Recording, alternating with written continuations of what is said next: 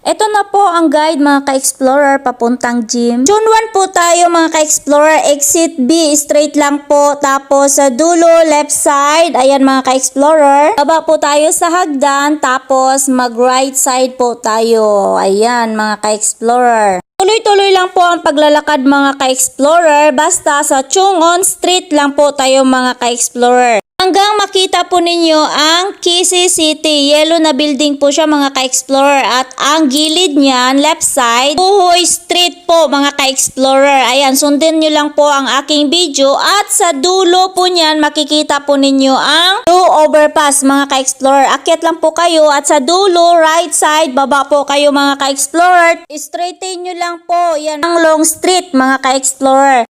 Tapos, tuloy-tuloy lang po yan mga ka-explorer hanggang makita ninyo itong walong industrial building. Pasok po kayo dyan sa loob mga ka-explorer at akyat kayo sa entablado.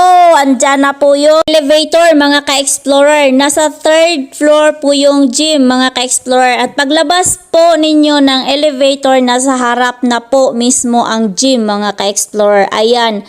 $40 lang po at Alipay po ang pagbayad. Ayan. Only exercise po mga ka-explorer. Enjoy and God bless!